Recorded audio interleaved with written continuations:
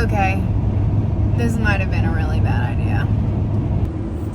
To bring you up to speed, we are on a cross-country journey from California all the way to Florida to attend the RV Super Show, which is the biggest, most epic RV show in the country, and it happens once a year. And we're doing it in a 2023 Airstream Interstate, which we bought in the summer, which was a total cluster cuss. There are tons of videos that you can watch about that, but it's been in the shop for the last 5 months. We found out a couple of weeks ago that it was ready, so we decided we wanted to come out here and find out for ourselves if it was really working. We've been driving now for 4 days, I think, and last night was rough. But the views are beautiful.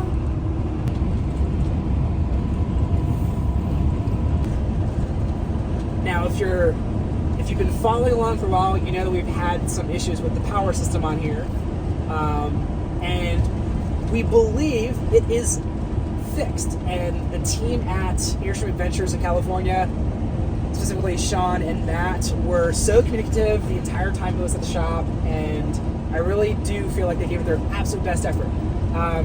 We're just not willing to test the power system on this journey, so we are hitting campgrounds and kind of skipping from campground to campground. The reason being, if we're boondocking at any point and the power system fails, well, then we're stuck. And we have the baby. We have Dash. And we don't want to be stuck somewhere with Dash. Yeah. And it was 23 degrees last night? And it was 20 degrees last night. 20 degrees. So that is something that we did not want to tackle on this trip because the weather is dropping, and it's dropping fast. But then, so as we explained, it is roughly 20 degrees at night, which means we are using our Timberline heating system. This is, since in the 6 months that we've owned this, we've only been in cold weather a handful of times. So in reality, this is kind of like its maiden voyage of the Timberline system. Specifically after it was fixed. We had a leak and it flooded the back of the van. But that's another video that you can find also. So really, I guess in reality, this is the first time we've used it since it's been fixed. Now, most of the night, we're as snug as a bug. It was absolutely amazing. We're using the heating system. It works off of the diesel. It doesn't have propane or anything like that. And it was working great. And then around 2:30 a.m., Lauren woke up and she smelled the diesel fuel in the back area where we were sleeping. So we don't really know what that's about. We immediately shut it off, and there's an element only, like an electric only version that we switched to after we kind of aired out the Airstream at like 2:30 in the morning with the door open and the vents open. That was fun to get some of the smell out from the fuel. But yeah, so that's where we're at with the Timberline system. We don't really know what's going on with that. I know. So many of you told us, like, don't do it. Like, the van is a lemon. Like, just take it back. We had to know. And granted, we don't even really know if that's, well, I mean, I think you can probably agree with us. You're not supposed to smell gas. Right, diesel, you're not supposed to smell diesel or any kind of fuel when using the system, because it ran for hours without it smelling weird. And as soon as we turned it off, the smell started to subside.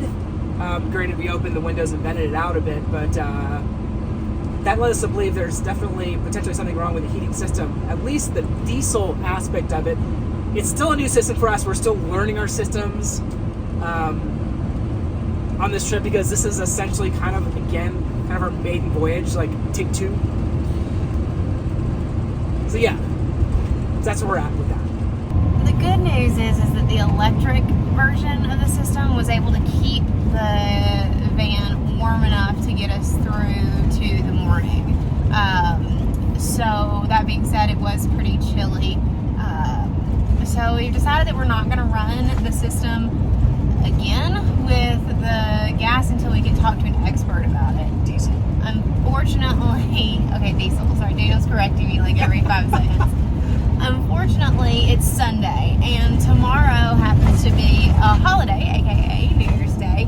So we don't know if we'll be able to talk to anybody for the next 2 days, which kind of sucks.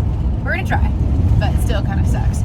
So we decided that for tonight, just to keep things simple, and because poor Dash has a cold, and it sounds like I'm getting it too, we're gonna just crash at a hotel in Albuquerque, which has given us another 4 hours towards Nashville, which is a win, and kind of go from there.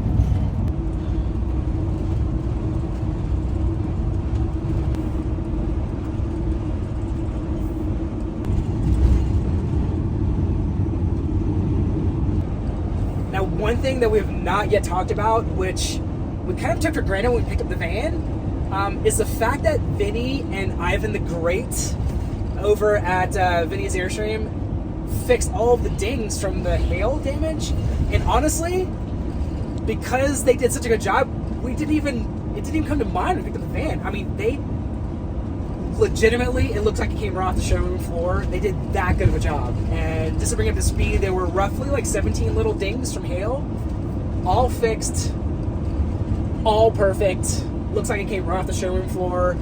Huge kudos to Vinny and Ivan for pulling that off, because when we saw it at first, I thought there's no way, it is impossible to get it back to like looking like it came from the factory, and they did. So I'm going to start with that positive, because that is absolutely awesome. They did an awesome job on the van. When we park, we can show you a little bit more, but you're probably wondering, what the heck has Dash been doing for this whole time?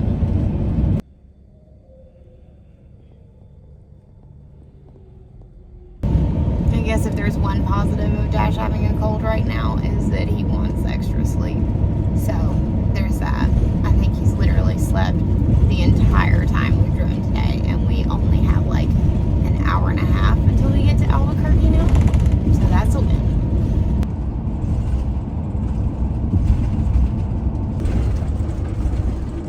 One really noticeable change from the time we dropped it off at the Mercedes dealership to get fixed. There's a bunch of fixes. I'm not going to go over all of those, but we dropped it off at the Mercedes dealership for some stuff. They updated the software and a bunch of other stuff, and now it is getting better gas mileage. Now, a bunch of you were telling me that you were getting better gas mileage out of your Sprinter vans than we were, and the reality is you probably were, because I think we were averaging somewhere between 12 and 13 miles per gallon.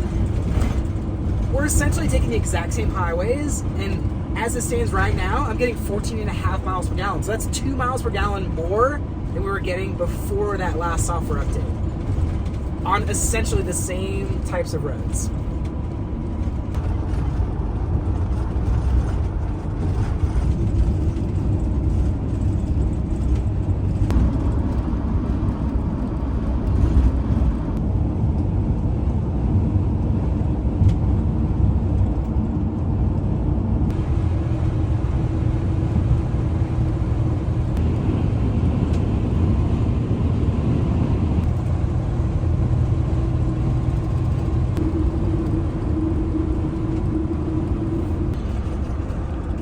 Currently 30 minutes away from the hotel, and I don't know if I'm more excited about the hot shower, because I didn't want to mess with our system the way it is right now without figuring out what's going on with that. I think I'm the only one who's even actually ever taken a shower in the van, and like, it is not super functional, y'all. You need to be able to do some pretty serious yoga to take a shower in there. Okay, back to Daniel's list. Second thing is, it has to be a comfortable bed. While this does provide a pretty wide bed space when you lay down everything, there's even the extenders now that are, I think, new to 2023 models of Interstates, which provides a little bit more headroom or legroom, however you want to, position yourself at night.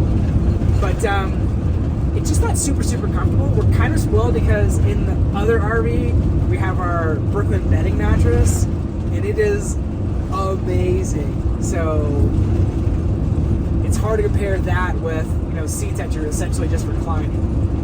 So the caveat to that is we could technically get some kind of like mattress cover or something to make it a little more comfortable, but it would take up more room, which kind of brings us to Daniel's third point. The third thing is that when we left Florida originally in June, we were headed to the Airstream International Rally in Wyoming. And because of that, we brought a lot of crap. And unfortunately, all that crap that we were brought with us to use in the rally is still in the back. So every night I've got to unload everything in the back and put it either on the camper table, the picnic table, or up front here when we go to bed. Now, in the future with the van, we would just bring less stuff, and then we can just recline the back easily without having to unload everything. But as it stands right now, every single night, we have to unload the back of the van. But and with it hitting 20s, it's pretty cool. It's pretty cool to be sitting outside, you know, unloading stuff and going through all that stuff at night. It's already cold when you're like hooking up at night when it's that cold, so yeah.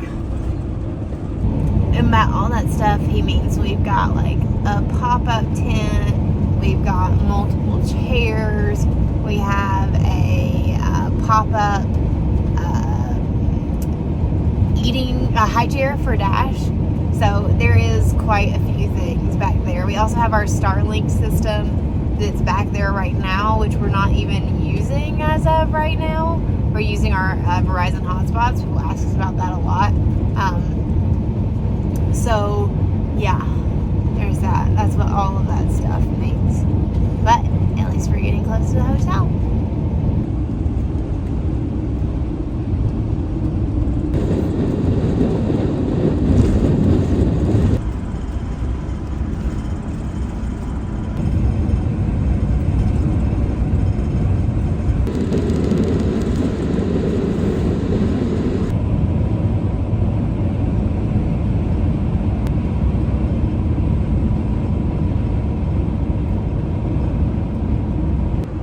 Just making it to Albuquerque, New Mexico, and it's a bit bittersweet. One, happy that we've made it this far, we're making some good progress, but two, I'm a little sad because we were supposed to be here this past October for the balloon fiesta, and we had reservations locked in, which are so hard to get, but we also had to cancel those reservations because of all of the van stuff. So hopefully we'll be able to get another balloon fiesta reservation in the future. But until then, this is the first time visiting Albuquerque ever.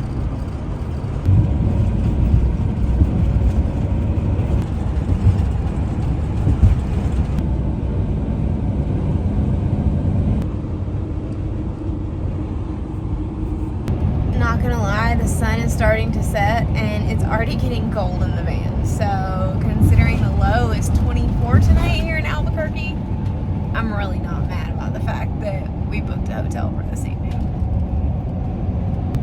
That being said, I don't know about you, but since we started RVing, anytime we're anywhere with the RV and we end up booking a hotel, I kind of feel like we lost for the day.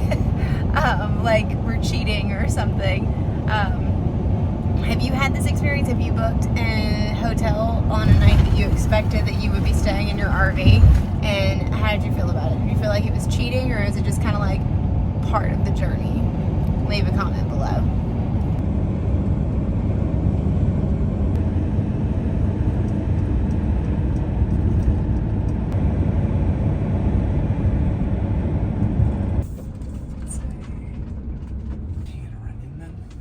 Yeah.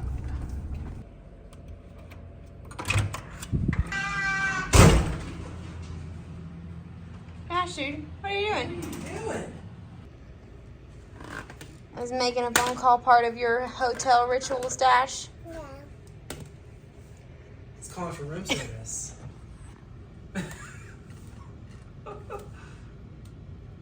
Good news is this room comes with a view of the van. So if anybody tries anything, I'll be down there in 5 to 7 minutes.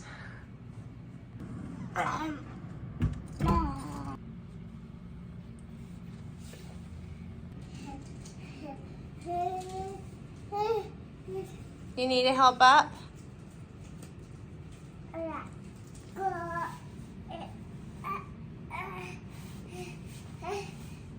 What's your game plan here, dude?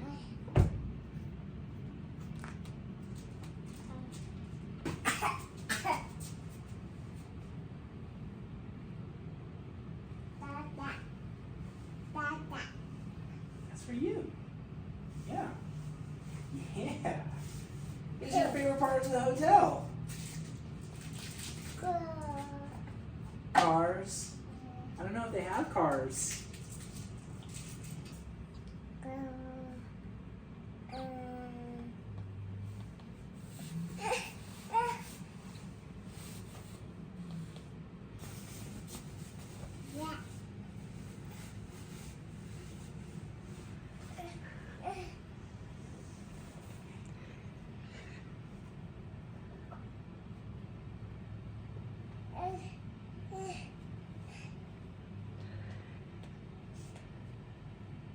Do you like hotel life, Dash?